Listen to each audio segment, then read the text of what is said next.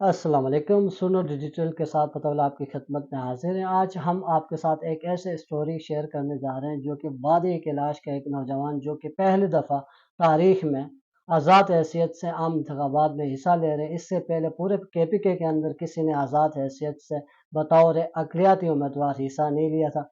उसकी क्या वजह है? उसने क्यों ये समझा कि यार हमने आज़ाद भी इलेक्शन लड़ना है और अपने जो मसाइल हैं वो हल करेंगे। इस हवाले से हमारे साथ लुत्फ़ अहमद साहब हैं, इनसे जानेंगे कि इन्होंने पहली दफ़ा ये कोशिश क्यों की कि वो बतौर आज़ाद उम्मीदवार चित्राल के सबसे हमतरीन हल्का यानी पीके-2 से इलेक्शन लड़ रहे हैं। इस हवाले से बताइएगा कि आपने ये कोशिश क्यों की कि वहाँ पे पहले से रिवायती सियासतदान मौजूद है जो कि पहले से मज़बूत है और आप इस दफ़ा वहाँ से इलेक्शन लड़ रहे हैं, तो इसकी वजह क्या है? पता आप बहुत शुक्रिया, आपका मशकूर हूँ और सुनो डिजिटल जो है उसका भी कि आप वक़्त निकाल के आप आके मेरी जो राय जानने की कोशिश कर रहे हैं। बेसिकली देखिए हमने सियासी तौर पर जो मराहिल हमने देखे हैं, अगर चित्राल की हद तक हम देखें किसी चीज़ को, तो कुछ ही लोग जो हैं वो प्रोमिनेंट रहे हैं।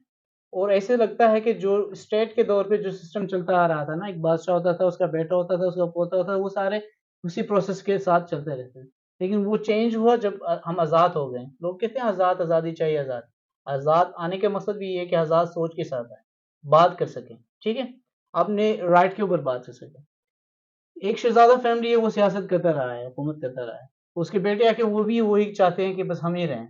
एक मौलाना साहब आता है, उसके चाचा लेता है, उसके बाद उसके पास ही रहता है। एक सियासी पार्टी देखें, जमात इस्लामी के पास क्या चित्राल में टैलेंट नहीं है? क्या कोई कैंडिडेट नहीं है कि वो इलेक्शन लड़ सकें? लेकिन मौलाना साहब ही आते हैं हर बार। इसी तरह हम देखते हैं कि पीपल्स पार्टी का एक बार सलीम खान साहब आए, तो फिर वही अपनी जायदाद बनाते रहे हैं कि जायदाद मीन्स कि वो उसको अपनी जायदाद समझ के बार-बार वही आता है, दूसरों को मौका नहीं देते। इसी तरह दूसरे पार्टीज़ हम समझते थे पीटीआई में इस तरह नहीं होगा। तो पीटीआई में भी आने के बाद अगर एक ही बंदा बार-बार उसी सीट के लिए आ रहा है, तो फिर वो और दूसरे पार्टीज़ में भी जो डिफरेंसेस है वो नहीं रहेंगे, तो उसमें भी मसला होगा। इसी तरह दूसरे जो उलामा का है, उसको देखें अब्दुर्रहमान साहब हैं, पता नहीं एक है एमपी हमारे रहे हैं, बार-बार उसी चेहरे को रिपीट करते रहते हैं।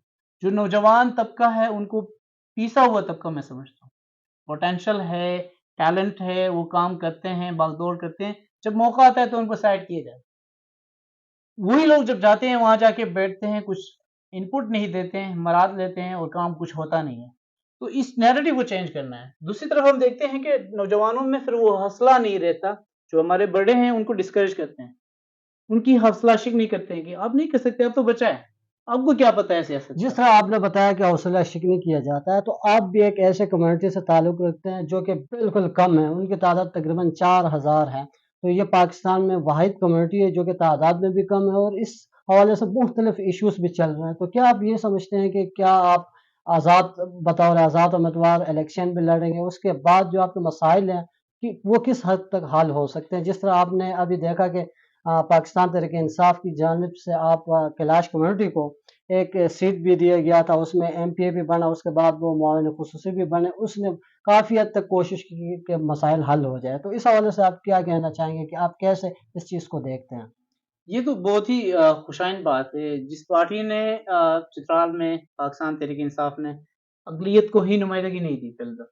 और जब अक़लियत को नुमाइंदगी दी तो उन निस्बतन जो इलेक्टेड मेंबर्स गए थे, उनसे ज़्यादा काम करने में कामयाब हुए। उसने एक अच्छा तासुर दिया कि देखें कैलाश से उठा हुआ बंदा, एक बेटा आके पूरे चित्राल में उसने काम किया जिसके बल्दियात में अच्छे रिज़ल्ट आए।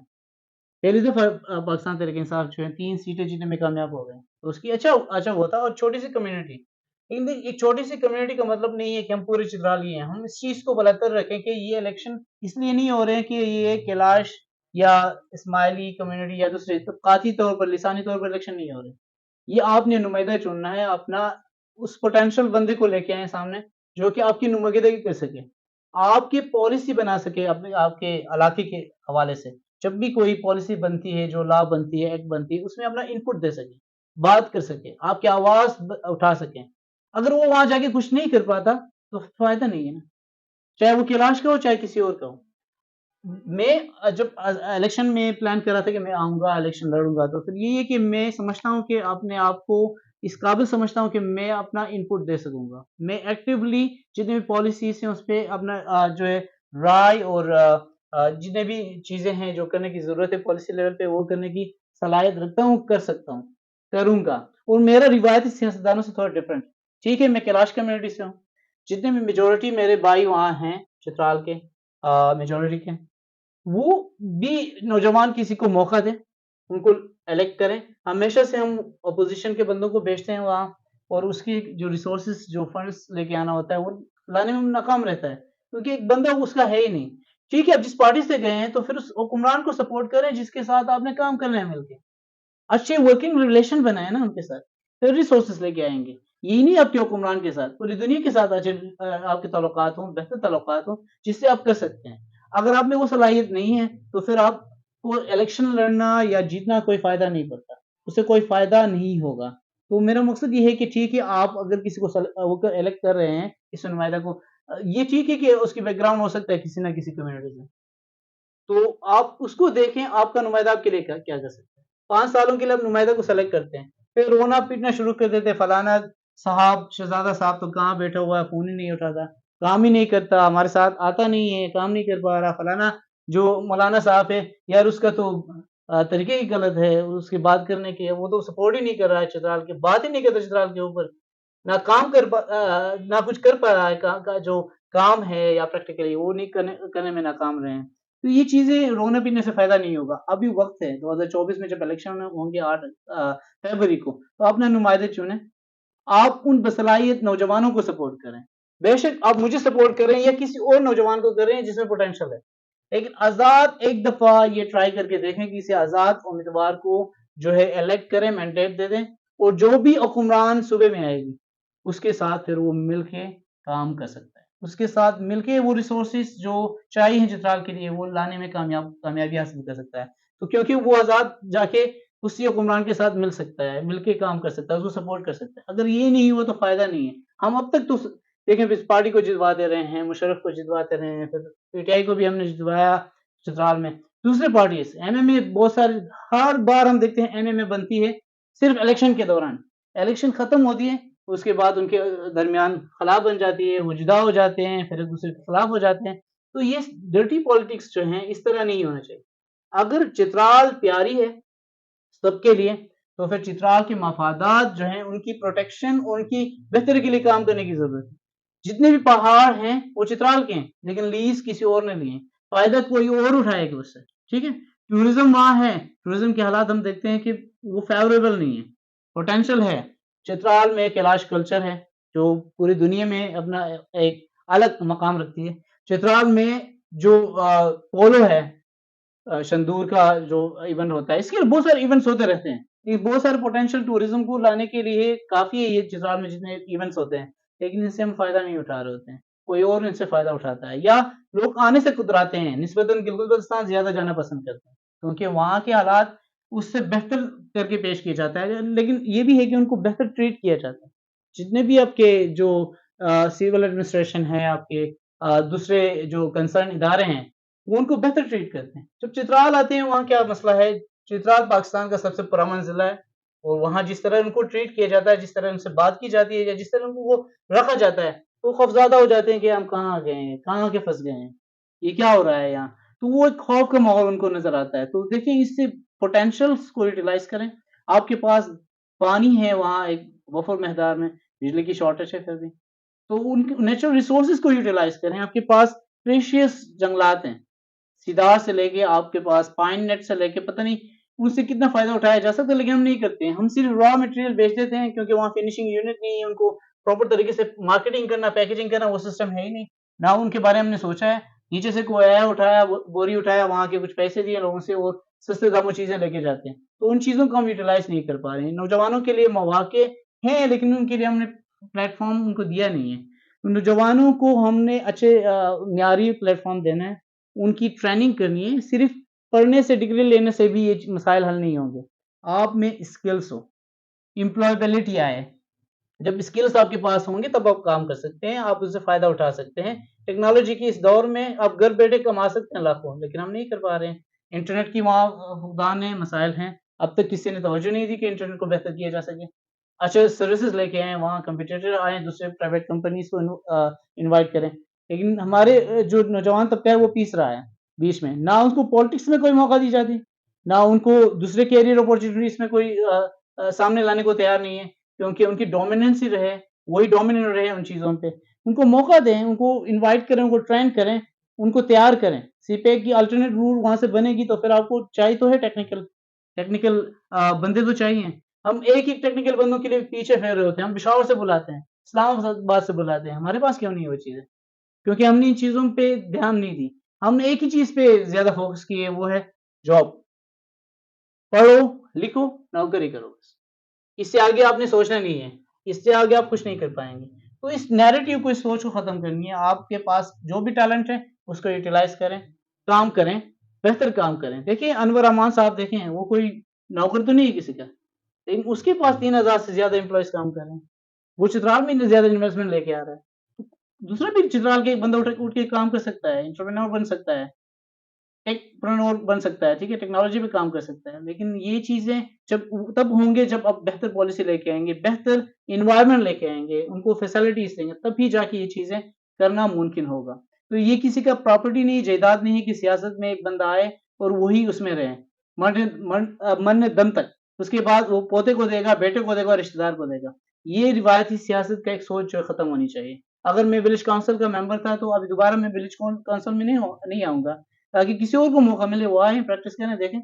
अगर मैं सूबे में आने आने की कोशिश की, आने के बाद मैं दोबारा कहूँगा कि मैं दोबारा एमएनए बनूँगा, मेरे तो ताल्लुकात बन गए हैं, मेरे तो अच्छा वो है, तो मैं दोबारा इसमें फ़ायदा भी ज़्यादा है। ये मेरी सोच में ना है, ना मैं लेके आऊँगा।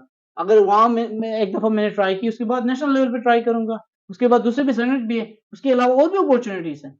तो देखिए इन चीज़ों को थोड़ा रवादारी का एक वो है ना निज़ाम जो है, रवादारी का मुज़ाहिरा करें। किसी और को भी मौका दें, उसमें कोई हर्ज नहीं है, कोई नुकसान नहीं है आपको। ठीक है, जब कोई और लड़का आएगा उसको भी फ़ायदा होगा, वो भी सीखेगा। जब तक ये स चीज़ें मैं जब रिपीट कर रहा हूँ दोबारा, जिस तरह हुआ है सलीम खान साहब या आपका प्रिंस फैमिली में का देखें, आपका मौलाना का जो हिस्ट्री है उनको देखें, उनसे हम तो बहुत मायूस हैं। बहुत ही हमें दुःख होता है कि जिस तरह आपने गिला किया कि उन्होंने इतने दहाइयों से हुकूमत की चित्राल के अंदर उनका इक़्तिदार रहा, मगर उन्होंने मसाइल का हल नहीं निकाला। उसकी आपकी नज़र में क्या वजह हो सकता है कि उन्होंने अभी तक चित्राल का मसाइल हल नहीं कर सके? इसमें जो प्रायोरिटी मैं समझता हूँ, प्रायोरिटी क्या है, आपका सोच क्या है? सोच में जब तक तब्दीली नहीं आएगी ना, जब आप अगर आपका मकसद ये है कि मैं इलेक्शन में जाऊँगा, इलेक्शन जीतूँगा, फिर प्रॉपर्टी बनाऊँगा, अपना लिविंग अच्छे लाइफ़स्टाइल होगी, अपने बच्चों की सोचूँगा, ये करूँगा और अवाम जो भी हो, रुले-पीसे कोई फ़र्क नहीं पड़ेगा। तो उनकी अवाम के लिए सोच नहीं होंगी, उनके टारगेट इक़्तिदार। मैं किसी से बात कर रहा था तो एक बंदा बता रहा था, ये सारा सब कुछ तो इक़्तिदार के लिए होता है। आप जितने भी कुछ करें फिर इक़्तिदार में ही आना है, इक़्तिदार के लिए ही लड़ते हैं लोग। लेकिन इस चीज़ को छोड़ें। आप इक़्तिदार को लड़ने या सिर्फ़ कमाने का ज़रिया ना बनाएँ, लेकिन उसमें जो काम किरदार अदा करना है उस पे फ़ोकस करें। अगर आपको चित्राल के अवाम ने मैंडेट दिया, काम दिया तो इसका मतलब ये है कि आपने चित्राल के फलाह-व-बहबूद के लिए, उनके राइट्स, उनके हुकूक के लिए जद्दोजहद करनी है, काम करनी है। हर फ़ोरम में जाके काम करना है। उनके लिए जो बेहतर एमेनिटीज़ हैं लाइफ़ के, ज़िंदगी के, वो लाने की कोशिश करेंगे। ये नहीं कि मुझे मैं एमएनए बना, एमपी बना, मैं जाके कहीं सोता रहूँगा, मराद लेता रहूँगा और जब इलेक्शन का टाइम आएगा दोबारा आऊँगा, तो इससे फ़र्क नहीं पड़ेगा। उनके उनके पास जाएँ लोगों के पास, उनके वो मसाइल जो हैं वो सुनें, देखें। अगर मैं चित्राल का हूँ, एक मिडल क्लास फैमिली से ताल्लुक रखता हूँ, मेरा बैकग्राउंड में उस ऐसा नहीं है कि ऊपर से छलांग लगा के आया हूँ, ना कोई मुझे विरासत में कोई चीज़ मिली। मैं ग्राउंड से मेहनत करके ज़ीरो से ऊपर आ रहा हूँ।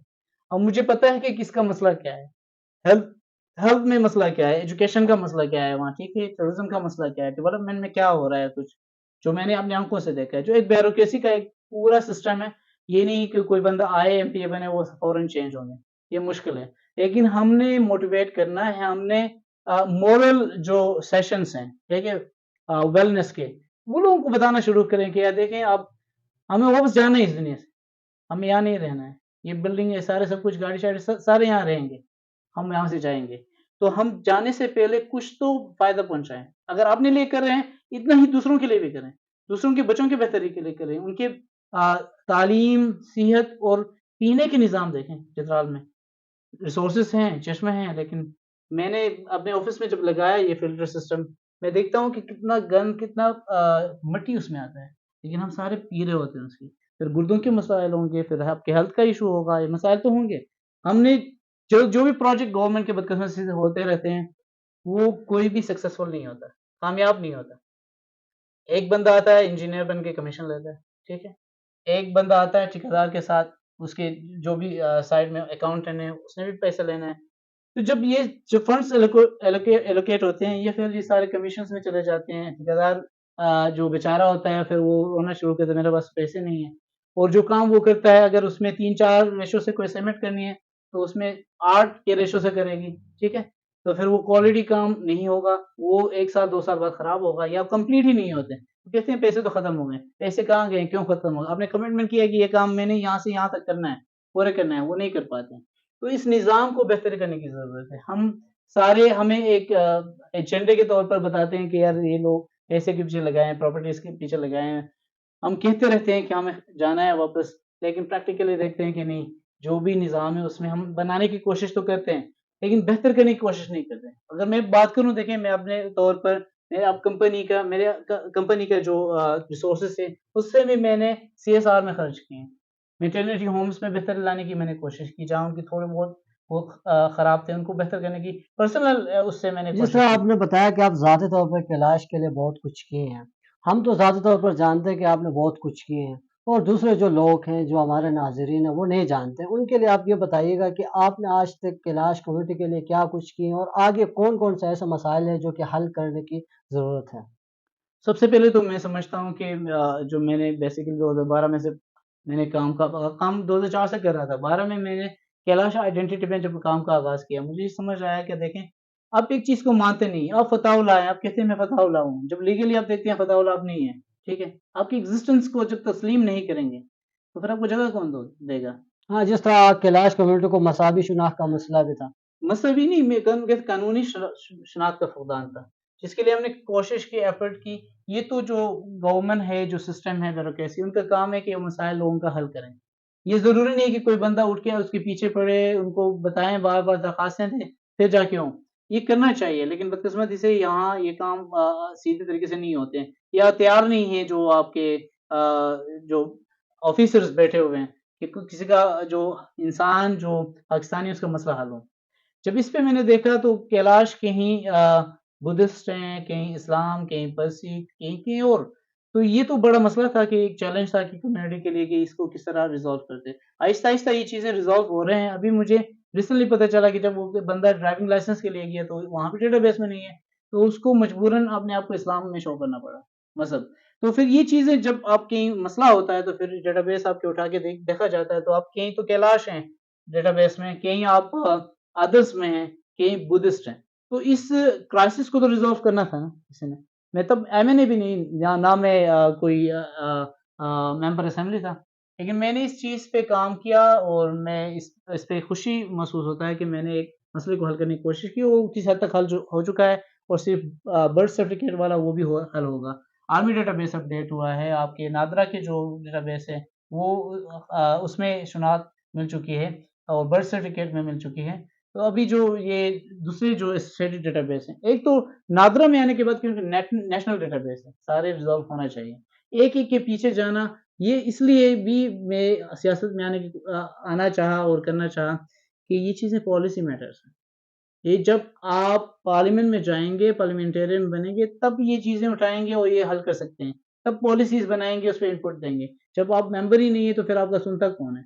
आप किस तरह हल करेंगे? यही एक वजह है कि आप अपने इलाके की जो मसाइल हैं, जो कानूनी, जब ये रिज़ॉल्व होंगे, तभी आगे जाके आप काम कर सकते हैं। तो इसी वजह से मैं पॉलिटिक्स, नेशनल पॉलिटिक्स में एंट्री करने की अभी मैं कोशिश कर रहा हूँ और आ चुका हूँ कि मैं अपना जो है मशहूर लेके लोगों में जाऊँ। और कैलाश के हवाले से लोगों में अच्छा तस्वुर पाया जाता है, कैलाश के लोग अच्छे हैं, वो बात करते हैं तो पूरे करते हैं, वो झूठ नहीं बोलते निस्बतन दूसरों के। तो फिर इसी चीज़ को लेके हम आगे बढ़ेंगे और जो कमिटमेंट होगी और उसको पूरे करने की ज़रूर कोशिश करेंगे।